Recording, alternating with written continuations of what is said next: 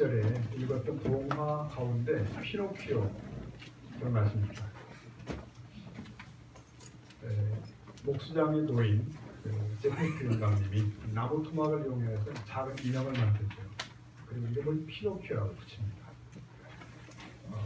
피노키오는 마치 인간처럼 말도 하고 움직이기도 하는데 무척 장난꾸러기입니다.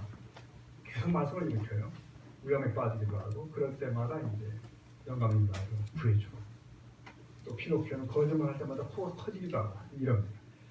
이 노인이 피노키오를 진심으로 아끼고 돌보고 그러는데 나중에는 이 나무 인형이 진짜 사람 어린이로 바뀌게 되는 거예요. 자, 나무 토막이 불과한 인형을 그토록 아끼는 노인 독자의 감동. 흥미로운 동화죠. 여러분 정확한 이해는 아니지만 어쩌면 하나님과 인류, 인간과 하나님을 그렇게 대비할 수 있지 않겠나 생각이 됩니다. 그러니까 말도 되지 않는 상대를 인격적 상대로 대우하면서 끝내는 그를 살려내시는 하나님, 그 이야기가 성경 전체에 있습니다. 이것을 우리는 구속사라고 부릅니다. 피노키오가 그 벽난로의 땔감에 불과했던 것처럼 인류는 결국 지옥불에 던져져야 될 그런 존재였습니다. 죄의 삭은 사망이기 때문에 그렇습니다.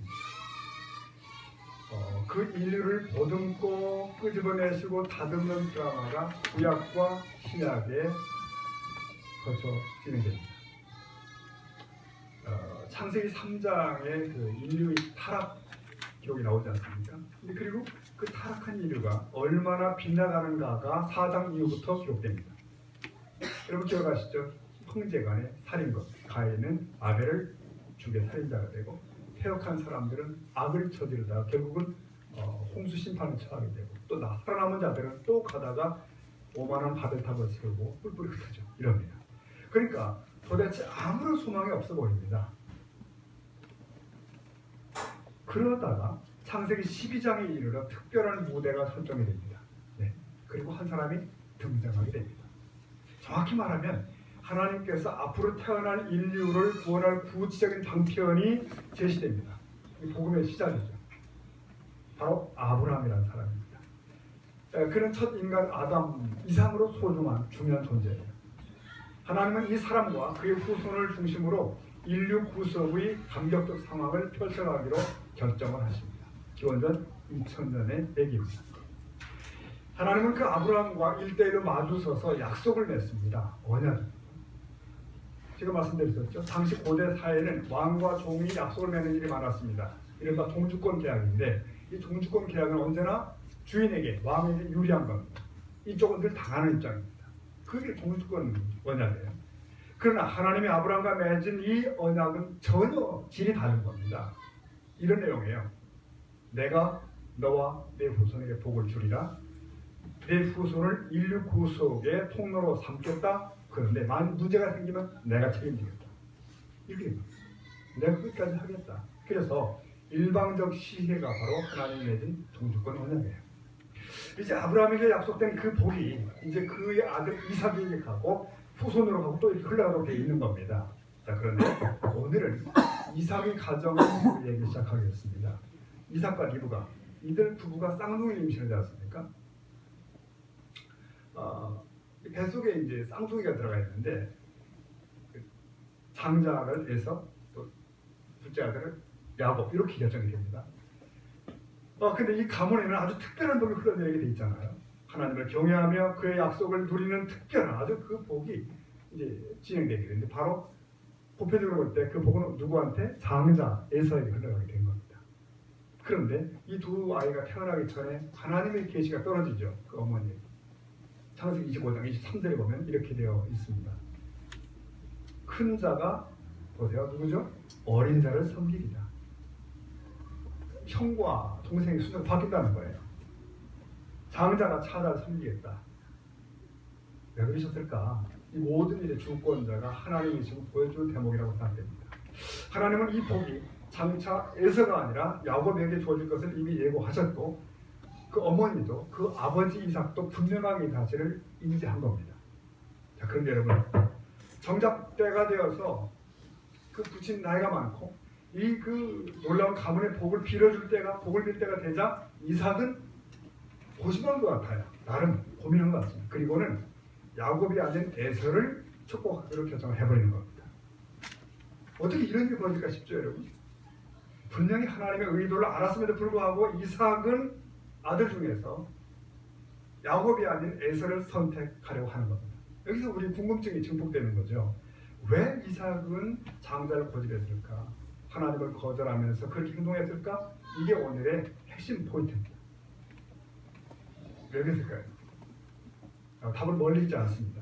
자, 기원전 2000여 년 전에 지금의 팔레스타인 문화가 어땠을까를 생각해 봅니다. 왜냐하면 대부분의 사람은 그 시대의 아들이거든요. 이 문화와 비슷한 문화가 담겨있는 그 고대 문서가 발견된 게 누지 문서라는 게 있습니다. 아마 북판이겠죠. 누지 더큐멘트라는 것이 발굴되어 있는데 여기에 흥미로운 얘기가 있습니다. 성년식 얘기예요. 성년식. 이 성년식은 나라마다 풍습이 다른 거 아시죠, 여러분? 예, 근데 남태평양의 한 섬에서는 성년식을 치르는 아이가 대나무로 만든 탑 위에 올라간대요. 30m 높이. 엄청나죠? 거기서 발목을 묶고 뛰어내리게 됩니다. 그걸 해내야 돼요. 이게 이제 우리나라에 들어온 번지점프의 기원이라고 그래요. 어떤 아프리카 부족은 벌거벗은 몸으로 소의 등을 4번씩 뛰어 올라야 돼요. 성공적으로. 그래야 어른이 됩니다. 우리 한국에도 성년식이 있죠. 매년 5월 셋째 주 월요일 날인데 사모관대 있잖아요. 남자아이는 가는 속에 도포를 뭐 입고 또 여자애들은 비녀를 꽂고 이렇게 똑들이 있습니다. 네. 이처럼 성년이 되는 의식은 나라마다 문화마다 차이가 있습니다. 자, 누지 문서에 따르면은 그 지역, 팔레스타인 고대 근동의 그 지역의 성년식은 뭐냐 하면은 다른 부족 사람과 결투하는 겁니다. 이렇게. 그러니까 이때 자신의 용맹함을 보여줘야 돼요. 자칫하면 심한 부상에 생명을 잃기도 합니다. 때문에 당시 그 지역의 남성다움은 오늘날과 큰 차이가 있는 것입니다. 오늘날은 남자애들도 곱상에 인기가 있더라고요. 꽃미남을 선호하죠. 꽃미남. 그러나 옛날에 그렇지 않았습니다. 근육질로 강하고 싸움도 잘하고 자기 부족을 지킬 수 있어야 되는 겁니다. 그래서 가장 인기 있는 직업이 뭐겠어요? 군인, 그리고 사냥꾼이었습니다. 멧돼지나 늑대의 살을 잡은 사냥꾼이 아주 주목을 받습니다. 그리고 당시 남성다움의 상징으로 중요한 것은 몸에 털이 많은 거였대요. 그래서 오늘날에도 중동 지역에는 이 문화가 흘러들어와서 남자들이 절대 수염을 깎지 않죠. 수염 깎이면 아직 치욕이 되고 그래요. 자, 이런 문화적인 배경을 상상하면서 여러분 성경으로 돌아가 보십시다. 에서의 직업이 뭐였다고요? 사냥꾼입니다. 사냥꾼. 네, 당시에 석기문화 시대고 사냥용 목에는 돌도끼였을 겁니다. 그러므로 사냥꾼이 맹수를 잡으려면 거의 6탄전 걸리는 겁니다. 에서가 그걸 해내는 거예요. 그뿐 아니라 에서는 온몸에 털이 많았다네요. 성경 보니까 아주 주목받는 청년이었다는 겁니다.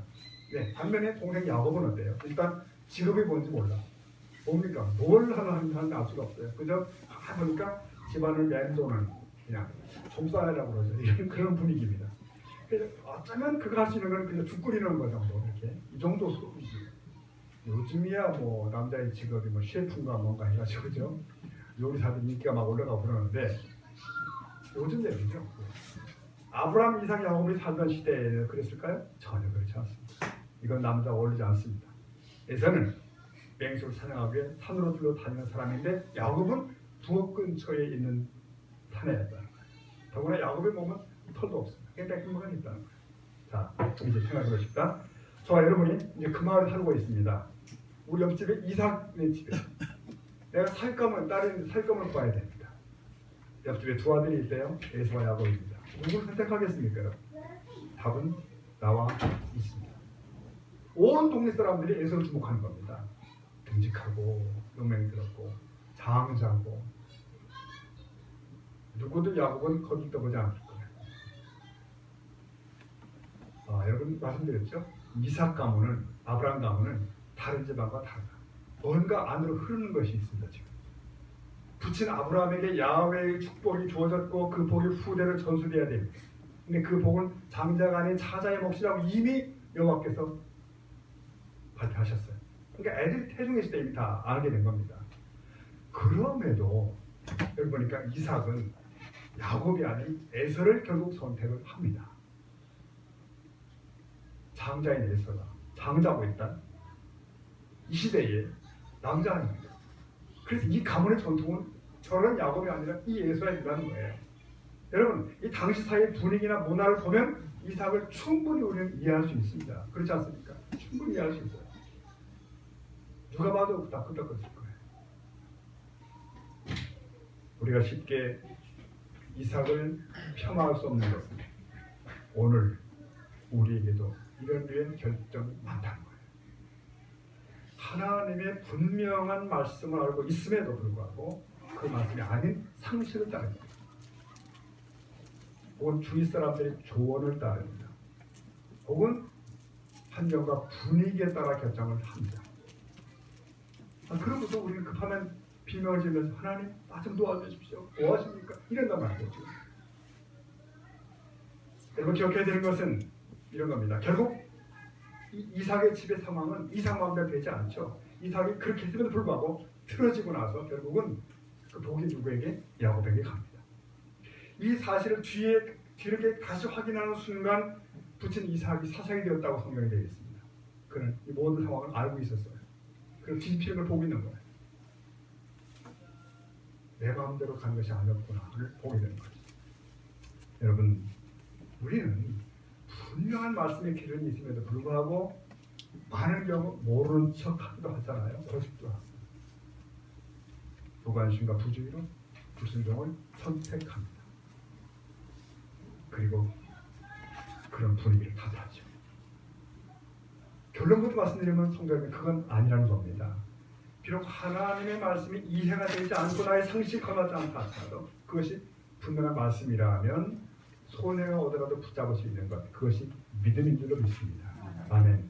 그래서 이 세상에 나의 상식과 환경보다 더 하나님 말씀을 신뢰하고 따르는 사람이 있다는 것을 하나님께 보여줄 필요가 있는 것입니다. 누가? 당신. 제가 궁금한 건 이거예요. 이삭이 누구냐요? 이삭이. 청소년 시절에 아버지 아브라함과 함께 모리아산에 갔잖아요. 왜 가는지 아시죠? 소풍 간 거 아닙니다. 아버지 따라 간 겁니다. 제물대요. 여러분, 그런 일이 제단 위에 제물처럼 결박해 놓는 일이 제법 장성한 소년인 이삭의 협조 없이 아브라함 아버지 마음대로 될까요? 이게 불가능한 일입니다. 어떻게 소년을 쉽게 결박해 제단 위에 놓습니까? 그러므로 그 엄청난 순간에 부친 아브라함의 순종만 우리는 보고 있지만 사실은 제물 당사자인 이삭의 순종을 배제할 수가 없습니다. 이 말도 안 되는 제사인데 그저 하나님 말씀이기 때문에 그 부자는 함께 모리아산에서 순종을 택했던 거죠. 그 순간 하나님은 제사를 중단시키셨고 여호와 일에 준비하셨던 제물을 양을 끄집어내신 겁니다. 자, 그 사건은 아브라함뿐만 아니라 소년 이삭에게도 평생 잊을 수 없는 기억이었을 거예요. 그럼 어떻게 잊겠어요, 그 순간에 여러분? 그러면서 하나님은 틀림없듯이 순종하는 자에게는 하셨어. 그리고 말씀을 존중하는 건 최선이야. 여러분, 그 마음으로 이삭의 일생을 산 겁니다. 그래서 이삭의 일생을 쭉 읽다 보면은 주변 이방 부족들에게 모범적인 삶을 살아가요. 독특한 만큼 온유와 양보와 하나님 신뢰하는 사람 하시는 거예요. 그런데 그 이삭이 지금 이 본문 이 상황에서는 실수를 저지릅니다. 얼마나 인간이 약한지, 얼마나 인간이 부족한지 모릅니다. 자, 이제 이 시대를 잠깐 뒤로 하고 좀 더 나가 봅시다. 성경을 보면은 아브라함의 후손인 이스라엘이 하나님의 말씀을 기준으로 살았을 때와 그렇지 않았던 때들이 교차됩니다.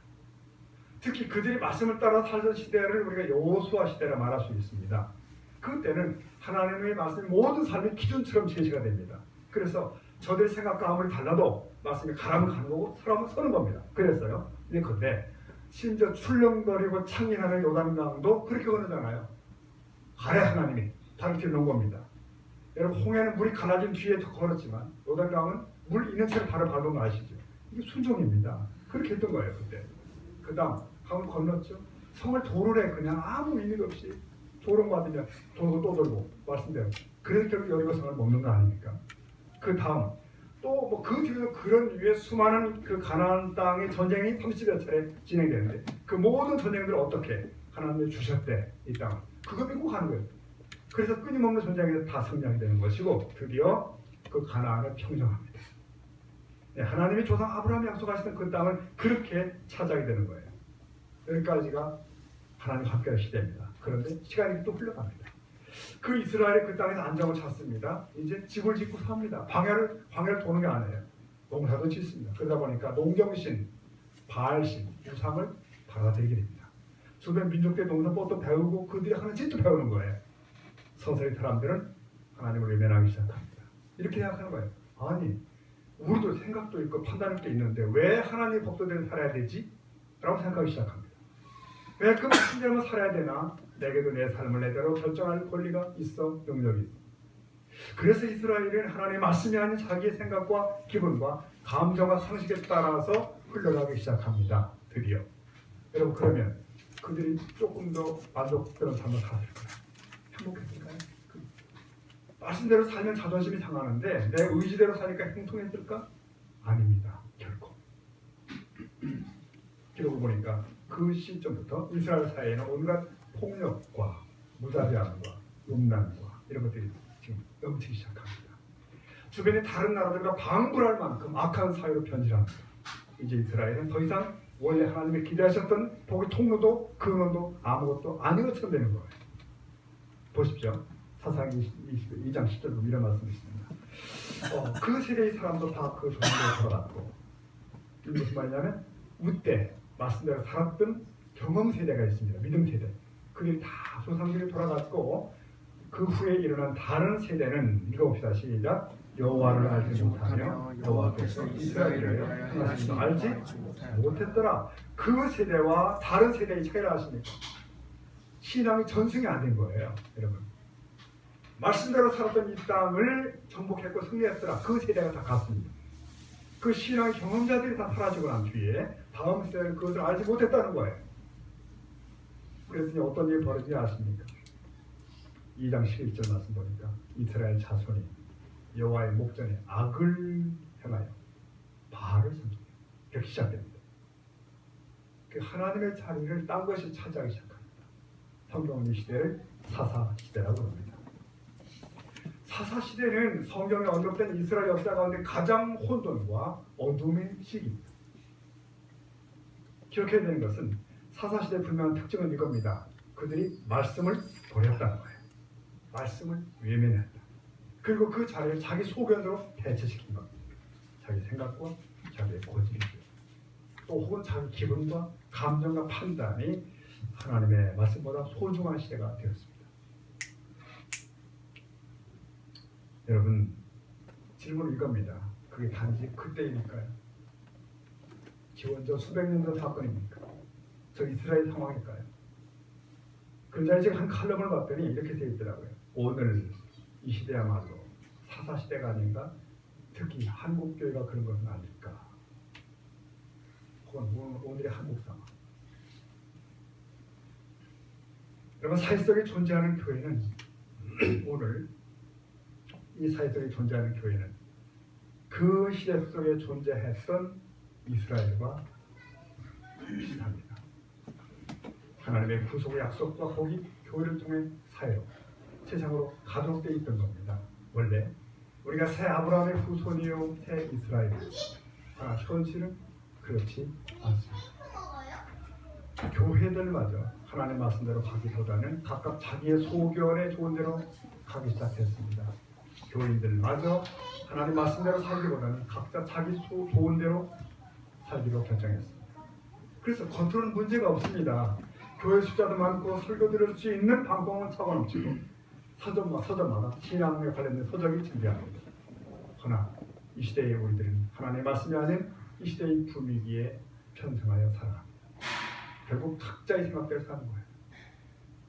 여러분, 어느 시대나 사람이 각자의 판단과 각자의 기분이 기준이 되면 그 시대는 사사시대가 됩니다. 오늘 우리를 당황케 하는 건 그겁니다. 교회 밖에서 들리는 나쁜 소리 때문이 아니라 때로는 교회 안에서 들리는 소리 때문에 놀라는 거예요. 교회에서조차 죄의 기준이 세상의 문화입니다. 거의 그렇습니다. 중국을 좀 이렇게 들다 보니까 그렇더라고요. 생각보다 도덕이 굉장히 문란한 시대로 갔습니다. 사회주의가 무너지면서 더 급속하게 된 것 같은데 그래서 특히 이 청춘 남녀들이 아주 쉽게 동거하고 아주 쉽게 떨어지고 그럽니다. 살아보고 결혼하는 것도 일반적인 얘기가 된 것 같아요. 그리고 살다가 아주 조금만 소태리면 그냥 그만두는 그런 분위기 같아요. 그러다 보니까 그런 사회 분위기다 보니까 그 안에 신자들도 이제 젖어들기 시작해서 보니까 기도 많이 하시고 신앙이 깊다고 하는 이들도 얘기하다 보면 이러시더라고요. 여기 중국에서는 다 그래요. 그렇게 그런 식으로 얼버무리는 것을 보았습니다. 이 세상의 분위기와 그 시대의 상식이 판단의 기준으로 들어온 거죠. 교회 밖 세상이라면 당연한 얘기지만 그러나 그것이 교회 안에서 당연시 되어야 되는가. 결국 기독교란 뭐냐 물을 때 주일날 예배당이라는 곳에 모여서 예배드리는 종교로 전락을 한 겁니다. 그들이 하나님은 교회당 밖에서 힘을 쓰지 못합니다. 존재가 불분명합니다. 저는 그게 오늘날 우리 사회의 분위기도 크게 다르지 않다고 생각합니다. 예를 들어 우리 기독 청년들도 직업을 선택하는 기준 혹은 배우자를 찾는 관점들 인생의 어떤 나름 목표나 인생관에 있어서 달라야 되겠지만 거의 그렇지 않다는 것입니다. 그래서 성경의 기준을 말해주면 그것은 고립타분 혹은 시대에 뒤떨어졌다고 얘기합니다. 맞습니다. 성경은 시대에 뒤떨어진 것이 아니라 그 시대와 동떨어져 있습니다. 왜? 시대는 언제나 가변적입니다. 시대는 언제나 자기 소견에 오른 대로 가기 때문에. 하지만 성경은 불변의 기준입니다. 좀 믿으면 아멘 하십시오. 아멘. 여러분, 사람이 자기 자신의 마음과 생각을 기준으로 삼아서 안 되는 이유가 뭔지 아십니까? 믿을 수가 없기 때문입니다. 민수기 23장 보니까 19절에 이런 말씀이 있습니다. 하나님은 인생이 아니시니 시건치 않으시고 인자가 아니시니 후회가 없으시도다. 같이 봅니다. 시작. 어찌 그 말씀하신 말을 행치 아니하시며 하신 말씀을 실행치 않으시랴. 이것은 하나님 자신의 신실하심을 설명하는 구절이에요. 그분은 거짓말 안 하신다. 후회함이 없으시다. 하신 말씀을 반드시 실행하신다. 거기에 대비해서 사람은 누구냐는 거예요. 인생은 시건한다. 거짓말한다. 나중에 자꾸 후회한다. 자기가 한 말을 책임지지 않는다. 이런 뜻 아닙니까? 그러니까 우리가 살아가면서 사람들로 인해 얼마나 많이 실망합니까? 얼마나 낙심합니까? 시건하는 사람들, 말을 해놓고 전혀 행치하는 사람들, 뭐 정의를 말하지만 뒤에서 딴짓하는 사람들 이런. 그런데 여러분, 그게 어느 날 나였구나 느끼게 되는 순간이 있습니다. 그러므로 우리는 나 자신을 기준으로 삼을 수가 없습니다. 우리 자신을 기준일 수가 없는 거예요. 여러분, 진정한 기준이라는 것은 반드시 흔들리지 않아야 됩니다. 변하지 않아야 됩니다. 그렇죠. 한결같아야 한다는 거예요. 그뿐 아니라 진정한 기준은 진실과 순결, 거룩 이게 있어야 될 거예요. 이 세상에서 그 기준을 만족시킬 수 있는 기준이 있을까? 없죠. 오직 하나님의 말씀 외에는 어떤 것도 없습니다. 저는 이렇게 주위에서 종종 때로 하나님의 뜻이 뭘까를 묻는 이들을 볼 때가 있습니다. 하나님의 뜻이 뭐죠? 근데 여러분, 그런 분들이 꼭 기억할 건 이겁니다. 이미 내가 알고 있는 하나님의 뜻을 실행하고 있는가를 물으셔야 돼요. 이미 알고 있는 하나님의 뜻을 내가 붙들고 있는가. 그 연장선상에서 그 다음에 하나님의 뜻을 물어야 되는 겁니다. 불순종 후에 뜻을 물을 이유가 없는 것이에요. 오늘 불순종을 체질화해서는 안 되는 것입니다. 하나님 말씀하시잖아요. 나를 존중하는 자, 그를 내가 존중하리라. 그래서 우리가 이 세상을 살아가면서 가장 어려운 것은 어쩌면 이 세상의 분위기를 따르지 않는 것이겠죠. 세상의 관습과 문화와 풍습은 무서운 압력입니다. 그만큼 무서운 것도 없어요. 이 사회 분위기만큼 무서운 유혹도 없을 거예요. 이번에 김영삼 대통령의 장례 일정을 우리가 좀 보고 보도를 많이 봤습니다. 그의 장지가 국민묘지 이거 아시죠? 안에 명당 중에 명당이라고 하더라고요. 그 보도를 또 한참 나오더라고요. 이게 땅이래요. 그 명당에 직관들이 보고 다 신중 결정했고 방향을 잡았고. 그런데 그게 마음에 또 걸리는 거예요. 일단 그분이 성도고 장로님인데, 그래서 기독교 예식에 따라 장례가 진행되는데 그가 묻힐 곳이 명당이 아니라 이 말 자꾸 붙는 것이, 물론 그것은 그 가족들이 한 것은 아닐 겁니다. 이 지관이라는 분들은 풍수지리의 원리에 따라서 이제 묘지의 명당을 찾아내고 나름 일리가 또 있답니다. 그러나 여러분, 천지의 주제이신 하나님을 반듯하게 믿으면 그가 눕는 것이 명당입니다. 믿으십니까 여러분? 예, 그가 가는 것이 명당이고 그가 눕는 것이 다 명당이라고요. 그러니까 명당 안 명당은 상관이 없다는 얘기를 하는 겁니다. 지금 왜? 다 그걸 뛰어넘는 것이에요. 나를 사랑하고 내 계명을 지키는 자에게는 어때요? 1000배까지 은혜 베푸느니라. 이게 명당이죠. 그 은혜가 다른 조건들을 앞조건을 다 덮어버리는 겁니다. 세상 사람들은 팔자를 말합니다. 팔자가 운명을 뭐 꼬이게 한다 뭐 이리. 그러나 그리스도의 보혈로 구속받은 하나님의 자녀들은 팔자를 초월하는 겁니다. 아멘이십니까? 초월해요. 그러니까 멸망에서 하나님의 자녀이신 분으로 운명이 바뀌었다는데 누가 정죄하리요? 누가 우리를 그리스도의 사랑에 이끌으리요? 그런 겁니다. 제가 무슨 말 하냐면 여러분, 이 영적인 원리는 우리의 생활에도 삶에도 실천될 수 있다는 것입니다. 세상의 원리가 아니라 사회의 분위기로 압도되는 것이 아니라 그분의 말씀이 우리 삶에 들어올 수 있다는 것이에요. 베드로전서 1장 24절 말씀이 이렇게 되어 있습니다. 그러므로 모든 인생의 육체는 풀과 같고 그 모든 영광도 풀이 꽃과 같다. 풀은 마른 꽃은 떨어진다. 25절 다 같이 시작. 오직 주의 말씀은 세대토록 이끌다 하였으니 너에게 전하는 복음이 곧 임하리라. 주의 말씀은 어떻다고요? 세토록 있대요. 불변한 것이 아니니까 영원히 기준입니다. 영원히. 그 말씀은 영원히 변치 않는 것이에요. 그 하나님께 귀를 기울 수 있다면, 그 말씀 붙을 수 있다면 우리 인생은 다른 것이죠. 오늘 이 아침에 우리는 이삭의 예를 들어서 말씀을 드리고 있는 것입니다. 그 위대한 믿음의 사람 이삭도 착각하는 겁니다. 그 시대의 분위기와 상식에 그것을 뛰어넘는 하나님 말씀을 못 붙들었다는 거예요. 오늘 말씀을 이렇게 매듭하겠습니다. 자, 지난주가 특별히 기도하면서 목요일 저녁에 다뤘던 본문에 오늘 본문 이 본문입니다. 열왕기상 3장 9절에 이 솔로몬이 하나님께 드린 말씀이에요. 누가 주의 이 많은 백성을 재판할 수 있다고 할까? 듣는 마음을 종에게 주사 주의 백성을 재판하여 선악을 분별케 하옵소서. 제가 질문하고 싶은 게 이겁니다. 솔로몬이 누굽니까? 여러분 다 압니다. 지혜의 왕이다. 왜 솔로몬이 지혜의 왕입니까? 솔로몬이 하나님께 지혜를 구했고 받았기 때문에 지혜가 높았을 거야. 다 생각합니다. 그래서 정확히 말하면 솔로몬이 하나님께 구한 것은 지혜가 아닙니다. 그는 지혜를 구한 적이 없습니다. 그런데 하나님은 이렇게 말씀하셨어요. 나중에 내가 지혜를 구했으니 내 말대로 내가 내게 지혜롭고 총명한 마음을 주겠다. 여러분 솔로몬은 듣는 마음을 하나님께 구했습니다. 듣는 마음을 구했습니다. 근데 하나님은 내가 지혜를 구했다고 말씀하십니다. 무슨 뜻인지 아시겠죠? 하나님께 듣는 마음, 하나님께 엎드리는 마음, 엎드리는 자세, 그게 지혜라는 거예요. 그 자체가. 솔로몬이 뭐 지혜 한쪽을 받아가지고 멋있게 왕도를 해야지, 이게 아니었다는 겁니다. 그의 꿈 하나는 딱 하나, 하나님께 듣는 마음을 제게 주십시오. 늘 주 앞에. 그거 하나. 하나님은 그를 귀하게 여기시고 지혜라고 여기셨습니다. 그게 바로 지혜야. 여러분 인생의 진정한 지혜는 IQ가 아니고 순발력이 아닙니다. 하나님께 듣는 마음입니다. 아멘입니까? 아멘. 우리 말씀을 드리는 거예요. 이런 류의 사람은 자식이 돈이 있고 뭐 지식이 있고 능력이 있다 할지라도 그게 답이 아니라고 압니다. 자기 판단력이 있어도 이 판단이 답이 아닐 수 있다는 걸 알아요.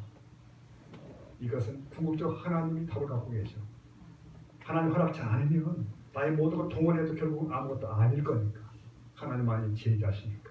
그래서 그는 매 순간에 매사에 하나님의 하나님 되심을 인정합니다. 그분의 능력과 지혜를 인정하는 거예요. 그러므로 사마 성경 말씀이 맞습니다. 여호와를 경외하는 것이 지혜의 근본이라 그랬습니다. 여러분 이 시대 이삭처럼 이 시대의 분위기에 지지 마시고 풍습에 젖지 마시고 사사시대의 편승하지 마시고 우리는 듣는 마음을 구하는 복된 하나님의 사람들이 될 수 있기를 바랍니다. 하여 이 땅에서 승리하는 우리가 될 수 있기를 주의 이름으로 축복합니다. 아멘. 자, 오늘 이 말씀 가지고 우리가 찬양을 좀 부르려고 하는데요. 이 가사 참 어렵습니다. 어떤 처음 부를 줄 모르지만 곡이 다 익은 걸 거예요. 그래서 부르다 보면 은혜가 되고 몇 번 부르면 더 은혜가 되고 그렇습니다. 우리 같이 한번 불러보겠습니다.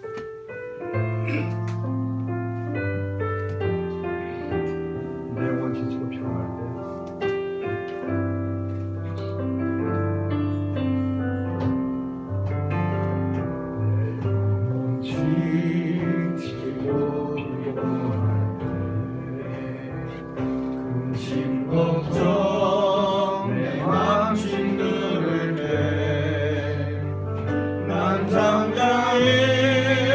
주님을